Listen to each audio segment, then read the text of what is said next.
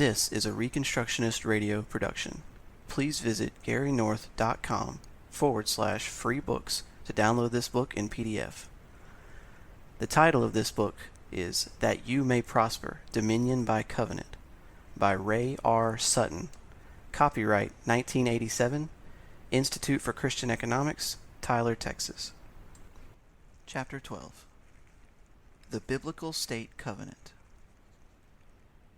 Everything belongs to Christ and should be governed by His word. The state is no exception, for it is one of the three institutional monopolies governed by covenant. To modern ears, this may sound like a strange note. We should keep in mind at the outset of this chapter, however, one very fundamental presupposition of the Bible. There is no freedom apart from Jesus Christ. Jesus said, "The Son shall make you free." John chapter 8, verse 36. There is no freedom in the family apart from Christ. There is no freedom in the church apart from Christ. There is no freedom in the state apart from Christ. If we believe in Christ, this must be our basic presupposition. There cannot be freedom outside of the Lord of Lords. Unless there is a Christocracy, society ends up in some kind of bondage. Modern man, to the contrary, has attempted to define liberty without the Son of God. Secularized freedom has become the grand political delusion foisted on the people of the West by a demonized public educational system. This has become the system's overarching, should I say underarching, purpose: to indoctrinate a civilization founded on a sacred view of liberty to believe the lie that a secular view has been the key to its success. This is a great deception. This will be the ruin of every liberty as we know it. Why? Freedom apart from Christ is impossible. Beginning with this presupposition so basic to the Christian faith, let us turn our attention to the final sphere of society and examine how to take dominion. Again we shall see that the state belongs to God, and it too is a covenant. Let every person be in subjection to the governing authorities, for there is no authority except from God, and those which exist are established by God. Therefore he who resists authority has opposed the ordinance of God, and they who have opposed will receive condemnation upon themselves. For rulers are not a cause of fear for good behavior, but for evil. Do you want to have no fear of authority? Do what is good, and you will have praise from the same, for it is a minister of God to you for good. But if you do what is evil, be afraid, for it does not bear the sword for nothing, for it is a minister of God, an avenger who brings wrath upon the one who practices evil. Wherefore it is necessary to be in subjection, not only because of wrath, but also for conscience sake. For because of this you also pay taxes, for rulers are servants of God, devoting themselves to this very thing. Render to all what is due them: tax to whom tax is due, custom to whom custom, fear to whom fear, honor to whom honor. Romans chapter 13, verses 1 through 7. True transcendence. Paul argues that magistrates are ministers of God. Romans chapter 13, verse 4. In the realm of the state, we find the same emphasis that we did in the church. The transcendent character of the covenant in the civil realm is God, not the state itself. The state is created by God. It is a divine institution, but it is carefully distinguished from God by the designation minister. If one ignores either, he falls off of a dangerous precipice on the right or left side of the truth. The state should not be allowed to become divinized or a new god. The Puritans believed that if transcendence is placed in the state, then this sphere becomes absolutized, the new priesthood. All through history, pagan cultures have tended to be statist, believing in some kind of political salvation. One of many examples in the Bible is Darius, king of Babylon. He set up emperor worship, asking everyone in the land to bow down and worship him. Daniel chapter 6, verse 7. Daniel would not, and was thrown into the lion's den. Daniel chapter 6, verses 16 through 24. On the other hand, the state is created by God, and thus, as an institution, cannot be the enemy of the church. Romans chapter 13, verse 1. Does this contradict what I just said? No. We should be careful to distinguish evil men who hold office from the institution itself. Paul was reminding Christians of this fact at a time when Nero was Caesar of Rome. If Christians think the enemy is the state, they end up involved in anarchical activity that is thwarted by God because they are opposing the institution that He made. The anarchist argues along the lines of nominalism. He says that the state does not really exist. What we call the state is simply groups of people acting as individuals for certain purposes. It is not responsible to God as a collective entity, for it has no separate reality. It is not a true representative of the citizens. Rather, certain people speak on behalf of the citizens, despite the fact that citizens cannot delegate power to any independent organization. The statist argues along the lines of realism. He says the state has an existence totally independent of the people who participate in it. No one has individual rights, legal immunities, from the state, for the state is all-encompassing. The biblical answer is the only alternative to both nominalism, anarchism, and realism, statism. The state is a representative collective that can and is judged by God in history. The kingdoms of this world are judged by God throughout history. Kings are responsible before God not just as individuals but as lawful civil representatives of whole populations. Thus, the state is not a deity but a divine institution, set up by God. The Lord's transcendence makes magistrates his ministers of justice. If they do not act as his representatives, then he will bring them down. Hierarchy.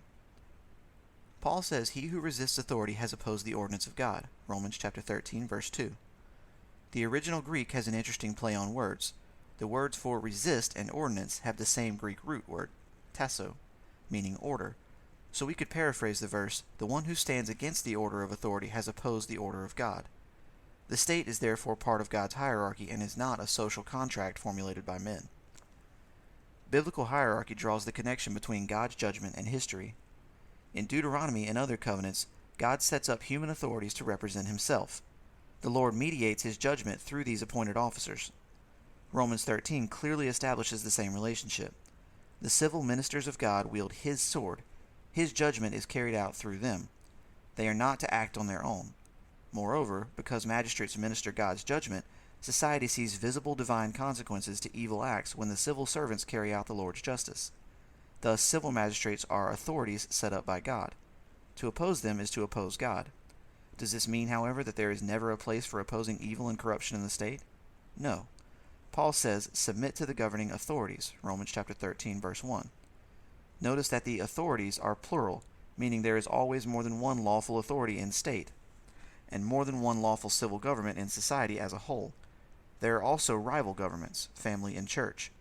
This opens the possibility that when one state authority does wrong, a person should be able to appeal this decision, thereby gaining lawful support in opposing him, and still be in submission to other state authorities, thereby establishing him to resist the state without resisting God's authority. Historically, this has been called the doctrine of the lesser magistrate. It is also sometimes called the doctrine of interposition. George Washington was a good example. He was troubled over the Romans chapter 13, verse 1 and following passage, when asked to lead the army of the Continental Congress against England. How could he have been involved in a revolution and still obey Romans 13? The first American Revolution was not a revolt of individuals. Lesser magistrates, Continental Congress, were raised up, asserting that they were the true representatives of God and the people. So, when Washington accepted the call, he was not opposing the state so much as he was obeying the true state. This view of hierarchy avoids rebellion, yet it protects the hierarchy of God's chain of command, thereby allowing God's people to oppose wickedness among its leaders without becoming rebellious in heart. The state is not absolutized, nor is it undermined. It can be called into question for unrighteousness. Ethics. The ethics section of the covenant speaks of the fulfillment of righteousness. How is righteousness fulfilled in the state? What is its standard? I have already hinted at several points that natural law is the unbiblical status measure of righteousness. We shall consider this standard in greater detail in a moment. But Paul says that magistrates are ministers of God, avenging him. Romans chapter 13, verse 4. Magistrates are to rule by God's law. If they are to avenge his wrath, by what other law could they rule? But Paul's use in Romans of the wrath of God, orge theo, makes a key connection between the Deuteronomic ethics section and New Testament civil law. Since this is what the magistrate avenges, chapter 13, verse 4. By studying it in Romans, we can arrive at an answer to the question, by what law should the magistrates rule? Early in the book, Paul says, for the wrath of God, orge theo, is revealed from heaven against all ungodliness and unrighteousness of men, Romans chapter 1, verse 18. Paul then proceeds to elaborate on what the wrath of God is revealed against. He concludes the passage, lest there be any doubt in the reader's mind that those who practice such things, homosexuality, murder, etc., chapter 1, verses 21 and following, are worthy of death. Romans chapter 1, verse 32. Paul's use of worthy of death is helpful because this is an identical phrase that comes out of the Hebrew and Septuagint translations of Deuteronomy. Deuteronomy chapter 17, verse 6, chapter 19, verse 6, chapter 21, verse 22, chapter 22, verse 23. Here is the vital connection between the phrase avenger of God's wrath and the law of God.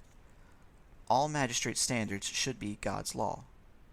What about unbelieving magistrates over unbelieving nations? Should they rule and be ruled by God's law? Yes, they should. Nero was Caesar at the time of the writing of Romans, as evil a ruler who ever lived, at least until the 20th century's totalitarian tyrants. Furthermore, Paul does not make the believing, non-believing distinction in Romans 13. He says there is no authority except from God, Romans chapter 13, verse 1. All men are bound by God's covenantal standard. Is not this Paul's point in Romans chapter 1, verses 18 and following? His argument is simple. All men have sinned before God's righteous standard. Since all men are accountable, all need a Savior. If they are not accountable, then they don't need a Savior. Someone who wants to argue that the unbeliever is not bound by God's covenantal standard ultimately has no basis for presenting the gospel to the unbeliever. If he is not accountable in the area of civil rule, then he has found a loophole in the gospel, an area of neutrality, a king's X from God. He therefore does not need the Christ of the Bible. The New Testament clearly teaches that civil authorities are supposed to rule by the Bible. Their purpose is ethical. If their function is not ethical, then it becomes manipulative. For example, the Bible makes no provision for prisons, with the exception of holding cells and cities of refuge for cases of manslaughter. Numbers chapter 35, verses 9 through 15. In modern society, many of those who would be put to death under biblical law not only go unpunished, but are fed and housed by the taxes of those on the outside. The innocent pay for the crimes of the guilty. Neutral natural law. The concept of natural law was first developed by the Stoic philosophers of the late classical Greek period. The Greek city-states had collapsed. Alexander the Great had created an empire, but in 322 BC he died. His empire then fragmented into 4 sections shortly thereafter. What was to become of Greek culture? It was a state-worshipping culture. Salvation and social order were exclusively political. But without a coherent political order, what would become of classical culture? The Stoics created an answer: the doctrine of natural law. They argued that there is a universal law structure and that all rational men can apprehend it. This universal law was said to be the basis of universal humanity, and therefore the basis of a universal culture. The only trouble was, and is, they could provide no evidence that such a universal legal order exists, or that rational minds will universally agree about what this legal order is. In fact, self-proclaimed rational men have argued ever since about reason, right reason, and natural law properly understood. Roman philosophers later adopted Stoic philosophy and used the idea of natural law to justify the Roman Empire. What was fundamental to Stoic theology was its denial of the creator-creature distinction. The Stoics held to a humanistic theory of a common ground between man and God. The Roman philosopher Epictetus had been a student of Seneca's, who also taught the Emperor Nero. Nero rewarded Seneca by having him executed in AD 65. Epictetus wrote, "When a man has learnt to understand the government of the universe, and has realized that there is nothing so great or sovereign or all-inclusive as this frame of things wherein man and God are united, why should he not call himself a citizen of the universe and a son of God?" It was the collapse of classical religion and the attendant collapse of classical philosophy which led to the collapse of the Roman Empire, which in turn opened the door historically to the triumph of Christian religion and philosophy. Any attempt to save Western civilization by means of a revival of classical philosophy is suicidal. It is interesting that the last great Stoic philosopher, the Emperor Marcus Aurelius, was a persecutor of the Church. Justin Martyr died under his reign. The Bible denies the theological foundation of Stoicism. God and man are distinct, for God is transcendent. Men are created and they share a common humanity, but they do not share common ethical principles after the fall of man. The Bible teaches that all men know the work of God's law, but not the law itself. Paul, a contemporary of Seneca and Epictetus, writes to the church at Rome, "For when Gentiles who do not have the law do instinctively the things of the law, these, not having the law, are a law to themselves, and that they show the work of the law written in their hearts, their conscience bearing witness, and their thoughts alternatively accusing or else defending them." Romans chapter 2, verses 14 through 15. The problem for a theory of universal natural law is this: there is no assurance that unbelievers will obey the work of the law written in their hearts. Paul had just argued that all men have the testimony of nature before them that God had created it, yet they refuse to worship God, but instead worship creeping things. Covenant breakers suppress the truth in unrighteousness. Romans chapter 1, verse 18b. Therefore God gives them over to the lust of their hearts. Romans chapter 1, verse 24. They become perverse. Romans chapter 1, verses 26 through 28. They are then filled with all unrighteousness, wickedness, greed, evil, full of envy, murder, strife, deceit, malice. They are gossips, slanderers, haters of God, insolent, arrogant, boastful, inventors of evil, disobedient to parents, without understanding, untrustworthy, unloving, unmerciful, and although they know the ordinance of God, that those who practice such things are worthy of death, they not only do the same, but also give hearty approval to those who practice them. Romans chapter 1, verses 29 through 32. In short, the work of the law in their hearts only serves to condemn them. It cannot be relied on as a way to save them socially or politically. Classical Greek philosophers believed a lie, that man's ethical problem is essentially a lack of knowledge. Paul's warning is clear. Evil men know what is morally right, and they deliberately commit evil. God then takes away their understanding. So the fact that men have the work of the law in their hearts guarantees nothing socially, politically, or any other way. Reason does not save men. God saves men. Reason does not heal a political order. God heals it. Natural law theory serves temporarily as a believable political philosophy only when there is a common religious agreement beforehand. Shatter that religious agreement and natural law theory becomes useless. Thus it never served as an agreed-upon philosophy in politically disintegrating Greece and religiously polytheistic Rome. It began to be taken seriously only after Rome had fallen to Christ, when Christianity provided religious order to Western culture. But the amalgamation between Jerusalem and Athens has never successfully overcome the inherent errors of natural law theory, and in the late 18th century the alliance began to disintegrate, and after Darwin, natural law theory collapsed, never to be taken seriously again except by a handful of conservative humanists and a few Christian intellectuals. Let us not be misled. Natural law theory rests on a self-conscious belief in the possibility of judicial neutrality. Civil law must be neutral, ethically, politically, and religiously. Civil law must permit equal time for Satan. There are Christians who believe in neutrality. They send their children to public schools that rest legally on a doctrine of educational neutrality. There are also Christians who think abortion should be legal. This belief rests on the belief that killing a baby and not killing a baby are morally equivalent acts. God is neutral regarding the killing of babies. That such Christians should also adopt a theory of judicial and political neutrality is understandable. But what is not easily understandable is that Christians who recognize the absurdity of the myth of neutrality in education and abortion cling to just this doctrine in the area of civil law and politics. This is a form of what Rushdoony calls intellectual schizophrenia. It is only the Christian who has the law of God itself written in his heart, what the author of Hebrews calls a new covenant, the internalization of the old covenant. Hebrews chapter 8, verses 7 through 13. For a Christian to appeal to a hypothetical universally shared reason with fallen humanity is to argue that the fall of man did not radically affect man's mind, including his logic. It is to argue that this unaffected common logic can overcome the effects of sin. Anyone who believes this needs to read the works of Cornelius Van Til and R.J. Rushdoony. The appeal to natural law theory is pagan to the core. It is in some cases a self-conscious revival of pagan Greek philosophy. Natural law theory is totally opposed to God's law. Sadly, we find throughout Western history that compromised, though well-intentioned Christian philosophers have appealed to the Stoic concept of natural law in support of some neutral system of social and political order. Thomas Aquinas is the most famous of these scholars, but the same mistake is common today. Roger Williams appealed to natural law as the basis of the creation of a supposedly religiously neutral civil government in the 1630s in New England. This is the appeal of just about every Christian who refuses to accept biblical law as the legal foundation of political order and civil righteousness.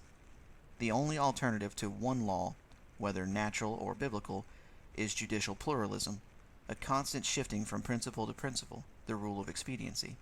It is the political theory of polytheism. Pluralism. When I speak of the biblical principle of plural authorities, meaning plural governments, I am not speaking of what the modern world calls pluralism. What the modern world calls pluralism is antinomianism and relativism, many moralities. This ultimately means many gods. The Bible calls such a view polytheism or idolatry. First, the effects of pluralism have been devastating to the Christian faith. Man is a religious creature, meaning he is covenantal. The word religion comes from the Latin religio, meaning to bind. This implies the idea of covenant. Nigel Lee says religion is the binding tendency in every man to dedicate himself with his whole heart either to the true God or to an idol. In this sense, all men are religious, for every man dedicates his powers to some or other object of worship, either consciously or unconsciously. Technically speaking, religion is a covenantal bond. Man is a religious creature in that he is made of a covenantal fabric. Genesis chapter 1, verses 1 and following. Everything he attempts, spending money, doing scientific research, writing a book, as well as going to church, is religious in nature. As a matter of fact, if a person is a non-Christian, his so-called secular activity is just as religious as going to church because he worships another god through his endeavors, and thereby rejects the Christian faith. There is no neutral zone. Thus, pluralism is a misnomer and a myth. Pluralism allows all positions except the biblical one. This is what we see in our society today. In the name of pluralism, the church is being suppressed. Advocates of pluralism know continuity of Christian faith will destroy their idolatrous society, so they have implemented a humanistic theocracy in the name of pluralism. Theocracy is inescapable. Theos equals God. Kratos equals rule. All men have a view of God, and their view always determines how they run society. As David Chilton says, "The fact is that all law is religious. All law is based on some ultimate standard of morality and ethics. Every system is founded on the ultimate value of that system, and that ultimate value is the God of that system. The source of law for society is the God of that society. This means that a theocracy is inescapable. All societies are theocracies. The difference is that a society that is not explicitly Christian is a theocracy of a false god." Consider the ramifications of this one failure to comply with the ethics section of the biblical covenant. In the non-biblical society, there is more incentive to be a criminal. There are no real visible consequences to breaking God's revealed law. Moreover, those who commit crime are rewarded, being subsidized by the innocent. So the victims have to pay higher and higher taxes as the entire society steadily becomes a civilization of criminals. Eventually, everyone is on the dole, virtually the situation in every modern society. Biblical law, however, determines the specific guide for civil authorities, even the penal sanctions. Sanctions. Paul says that the magistrate is given the instrument with which to sanction, the sword, Romans chapter 13, verse 4. But the power of the sword implies a fundamental Deuteronomic element in the application of God's sanctions, the self-maledictory oath. How? Paul says God's wrath is to be brought by the sword on the one who practices evil, Romans chapter 13, verse 4. A man's actions have to be proven evil, hence he is innocent until proven guilty. What does this process have to do with the self-maledictory oath? Everything. The self-maledictory oath is the basis of all government. When a person takes the witness stand, he swears by God that he will tell the whole truth. In the United States, he generally swears with his hand on the Bible. In other words, he covenants. If he does not tell the truth, the self-maledictory oath takes effect. He calls the wrath of God down upon his head. In some cases of perjury, the death penalty could be rendered. At any rate, the oath becomes the foundation of all judicial processes. The presumption is that God renders judgment on the witnesses. They are not just testifying before men, but the judge of all men. It is not men who even render the judgment, but only carry out God's judgment through these witnesses sworn to his allegiance. Thus, if there is no oath, a conviction becomes merely the common consent of a group of individuals who want to do another man in. Atheism leads to chaos in the courts and the worst kinds of injustice. Christianity has always seen the relationship between oath and judgment. Justice is lost without the biblical oath. In 1675, John Taylor, yeoman from Guildford in Surrey, uttered these blasphemous words: "Christ is a whoremaster, and religion, Christianity, is a cheat, and profession of Christianity is a cloak, and they are both cheats. And all the earth is mine, and I am a king's son. My father sent me hither, and made me a fisherman to take vipers. And I neither fear God, devil, nor man, and I am a younger brother to Christ, an angel of God, and no man fears God but a hypocrite. Christ is a bastard. God damn and confound all gods. Christ is the whore's master."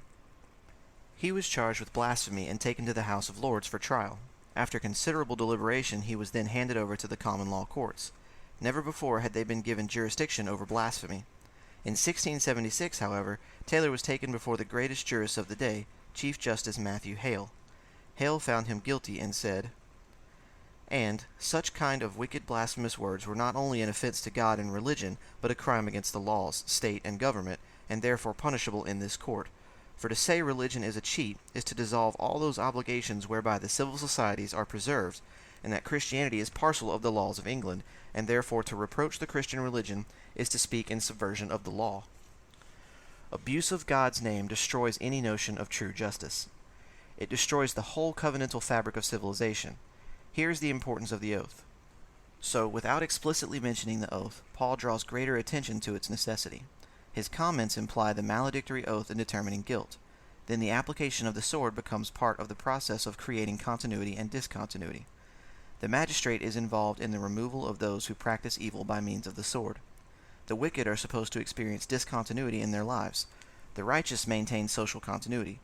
But what are the evil practices in the New Covenant age for which a person can receive the sword? The rationale for answering this question is the same as the ethics section. By examining what the wrath of God is poured out against in Romans chapter 1 verses 18 and following, we can begin to see what the magistrate avenges in Romans chapter 13 verse 1 and following. Paul's list at the end of Romans 1 is very similar to the capital offenses of the Old Testament. His summary includes idolatry, homosexuality, murder, and teenage incorrigibility, to name only a few. Romans chapter 1 verses 29 through 31. All of these offenses are capital crimes in the Old Testament.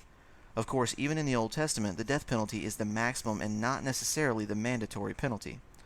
The exception is murder, because the only appropriate restitution would be to render a life for a life. The maximum not mandatory principle would also apply in the New Testament. As we shall see below, Paul includes several less significant offenses in the worthy of death category: untrustworthy, unloving, deceitful, boastful. Thus, the New Covenant view of the state is not to the end that every nation would become another Hebrew republic. There are New Testament similarities and dissimilarities between Old and New Testament sanctions that should be noted. Old and New Testaments. First, Paul's Romans chapter 1 verses 18 through 32 language indicates that New Testament penal sanctions are similar to the Old Testament.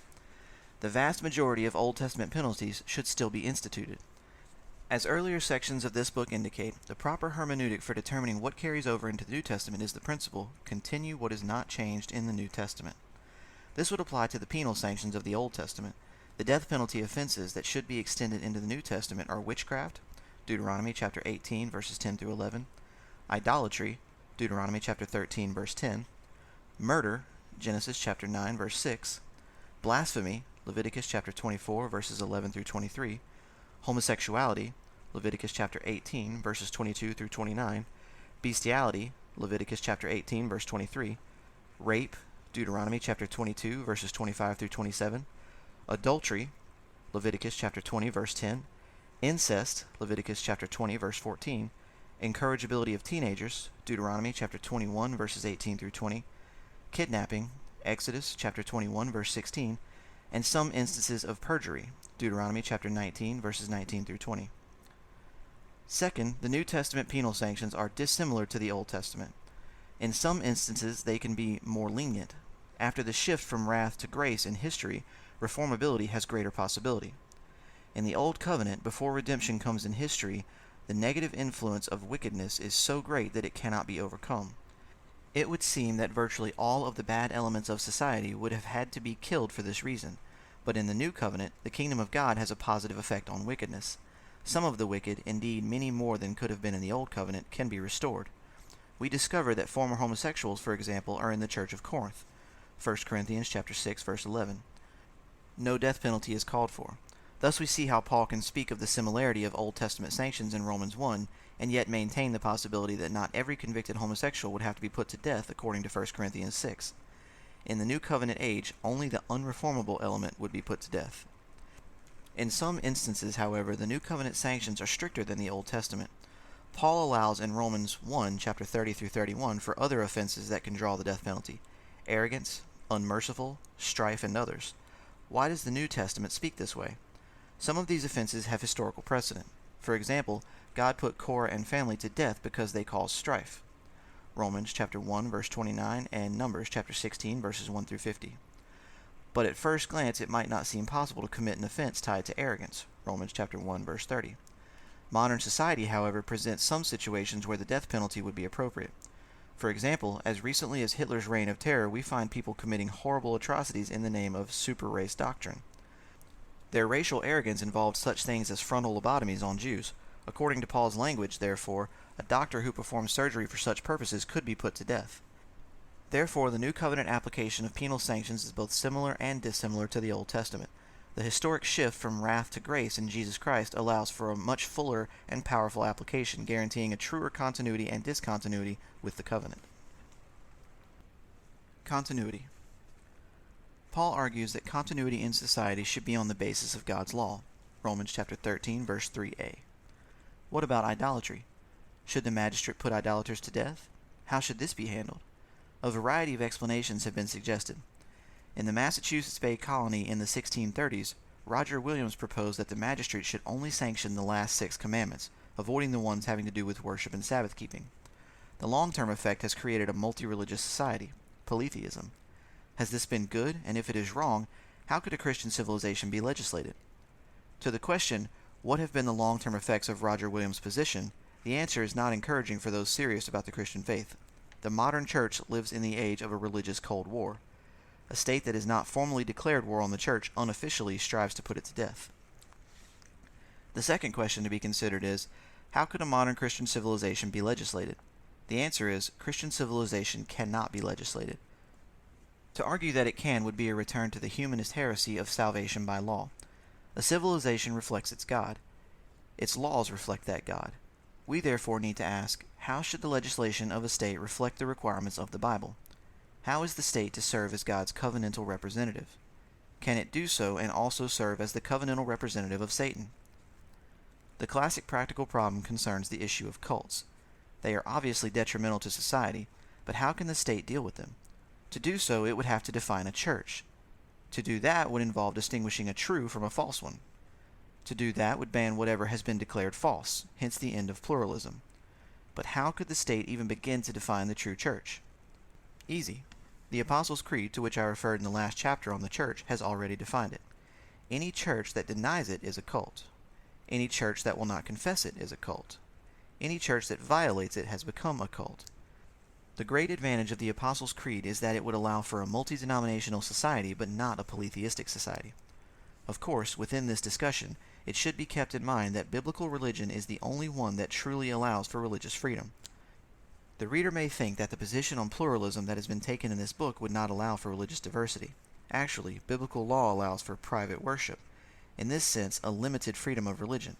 The basis is the Old Testament stranger in the land concept.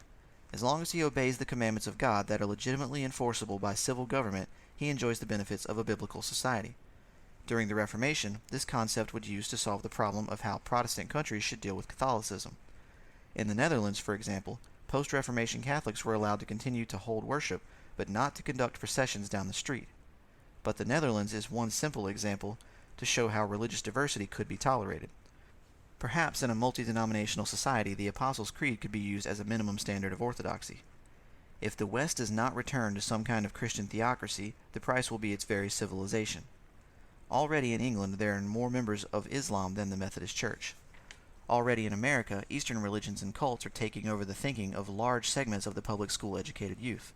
The outcome will be a complete change of society and governmental structure. Law as covenant. As we have seen already in this chapter, oath and covenant form the basis of politics. Civil law reflects civilization, and it can also be used to change people's actions, thereby influencing their thinking.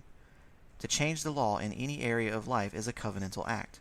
To take away Christian laws of blasphemy is to point to a change in civilization and to accelerate this change. The whole judicial system changes, reflecting a change in the God of the civilization. Change the judicial system and the whole civilization experiences parallel changes. Humanists know this, but very few Christians have even begun to think about it. Rest assured, however, that modern civil government knows it. At present, civil government in the West wants liberty without the gospel, morality without Christ, affluence without covenant. It is willing to do anything, including the forfeiture of its own lands to Mohammedans, except submit its nation to Christ. Civil leadership is even willing to subsidize polytheism. False continuity. More than one scholar has described the American public government school system as the nation's only established church. It has a self-certified priesthood and graduation from its various hierarchical levels, high school, college, graduate school, professional school, is one of the most important means of an individual's social and economic advancement. The humanists have successfully used the public schools to overturn Christian civilization. By establishing a substitute priesthood which in turn replaces the true family in the field of education, the humanists have been able to reshape the first principles of students, generation after generation. This has all been done in the name of religious neutrality. But public schools are not religiously neutral. Nothing is religiously neutral. People are asked throughout their lives, choose this day which God you will serve. So, in the name of neutrality, the God-hating humanists have stolen the hearts and minds of generations of public school students. This process of legalized kidnapping has only begun to be recognized by Christian parents since the 1960s. The rise of the Christian school movement has been the product of this new awareness. But Christian parents need to ask themselves, if there is no neutrality in the abortion room between life and death, and no neutrality in the classroom between God and humanism, how can there be neutrality in the courtroom or legislature between God and humanism? This question is only beginning to be asked. When Christian voters at last make the obvious conclusion there is no difference, there is no neutrality, then a political transformation will take place. The humanist kidnappers will be removed from positions of influence. They will be removed from places where they can tax Christians in order to promote humanist religion. The Christian's educational goal is therefore not to recapture the public schools for Jesus. The public schools are innately immoral. They are substitute churches and substitute families. The Christian goal is to replace the public schools with private Christian schools. This will reestablish parental authority over children. If the humanists want humanist schools for their children, let them teach their children at home, as the strangers within the gates would have done in the Old Testament. Let no one's tax money be used to finance public education. There is no religiously neutral curriculum. As long as any tax-financed school remains open, other than military academics or other schools that train public officials, Christians have not recaptured their children from the kidnappers. They will still be fighting for the future of Christian civilization. There is no neutrality. As long as Christians act as though there is, they will not have taken steps to reclaim the future. Conclusion. The humanist political leaders know what they are doing. As long as the civil government subsidizes and educates a society toward polytheism in the name of pluralism through its own educational systems, Christianity will not be allowed a free market opportunity to change the culture. We desperately need a resurgence of covenantally minded Christians to forge the way. Why covenantally minded Christians? The covenant is the model to inform the church how to return to its original mandate, discipling the nations. Matthew chapter 28, verse 19. How can a nation be discipled if there is confusion over the master plan? As in the two other institutions of society, the state should be structured according to the biblical covenant. All 5 parts of the Deuteronomic covenant are outlined in Romans. The New Testament did not change the standard by which nations are to be ruled. American society, perhaps more than any other in the history of man, was extremely self-conscious about the biblical concept of covenant. In its early history, one of the first documents was clearly arranged according to the Deuteronomic covenant. In the next chapter, we shall examine the Mayflower Compact. Was it truly a covenantal document? Aside from the indication in the name compact, it was most definitely a historic covenantal document. The Reconstructionist Radio Podcast Network brings to you a complete lineup of podcasts where you will hear practical and tactical theology. Our desire is not simply that you consume our shows, but that you also live out your faith in every area of life. We can talk all day long about these things, but if we fail to put them into practice, then we fail as ambassadors of Jesus Christ, our King. Subscribe now to your favorite Reconstructionist Radio Podcast Network shows, or you can subscribe to the Reconstructionist Radio Master Feed, where all of the content we produce, including the audiobooks and audio articles, will pop up as soon as they are available.